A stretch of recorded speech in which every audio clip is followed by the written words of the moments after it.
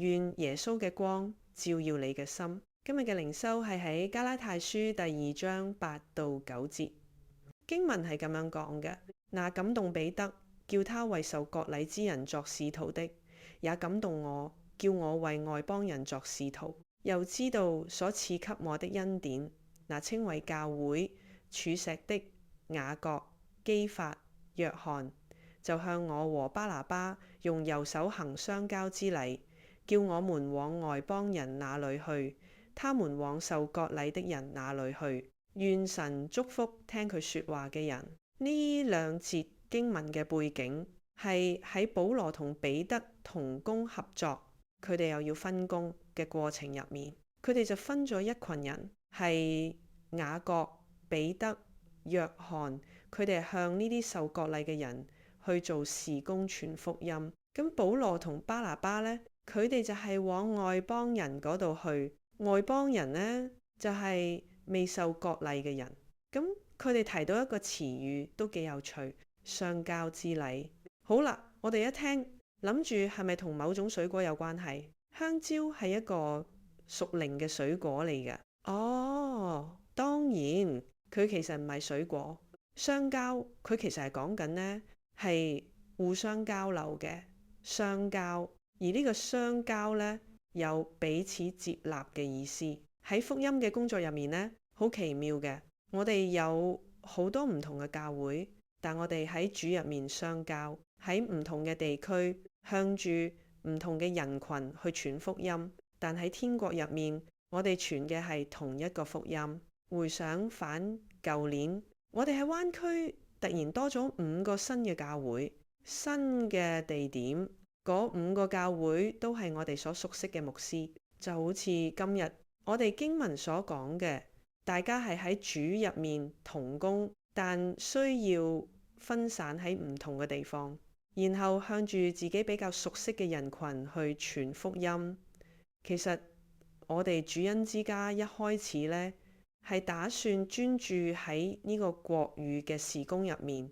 神嘅工作仲有神嘅計劃，真係超越我哋所能想象嘅。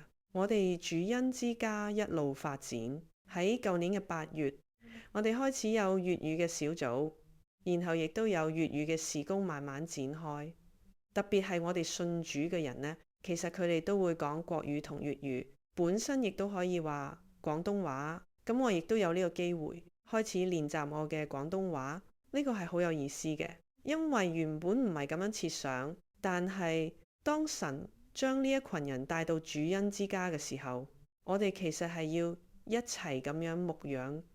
我哋唔係要將講國語嘅、講廣東話嘅分開，我哋冇咁大到需要分開兩邊。但我哋喺咁樣一個即係比較細團體嘅環境入面呢，就啱啱好。我哋可以用2種語言互相交流、互相支持。我覺得呢個喺主入面係好美嘅。但有一日，當然大到好似彼得同保羅當時遇到嘅情況，佢哋就需要分開啦，分開去做。因為未受割禮同埋受割禮嘅人，其實已經係唔同國家嘅人、唔同文化，佢哋就要分開。但我哋呢，我哋主恩之家，我覺得神係將唔同嘅文化帶到嚟主恩之家。我哋當中其實唔單止有國語廣東話，我哋有南美洲，我哋有東南亞文化，都喺我哋當中。神佢俾我哋主恩之家有咁樣嘅人群，我哋就堅持住我哋嘅使命，向唔同文化、唔同語言嘅人傳福音。咁神亦都祝福我哋，等我哋可以繼續結福音嘅果子。我亦都期盼弟兄姊妹喺你哋嘅生命入面，無論你遇到嘅人係同你一樣文化、唔同文化，用共同嘅語言，定係你哋需要用到第3種語言嚟交流，難免都係唔容易嘅。但神一旦將咁樣嘅人帶到你身邊，一定有佢特別嘅心意。嗰個亦都係神嘅一個開門開路，等你有機會去同唔同文化、唔同語言嘅人去傳福音。我哋嘅愛係超越呢一啲嘢嘅。咁呢個當然亦都係主耶穌向我哋顯明嘅愛。等我哋可以去做呢啲事。好，等我哋一齊低頭禱告。親愛嘅天父，我哋獻上感謝讚美，係你嘅愛驅使住我哋福音嘅工作。願你繼續幫助我哋嘅弟兄姊妹喺彼此相愛嘅過程入面，將福音擺喺佢哋嘅人際關係入面。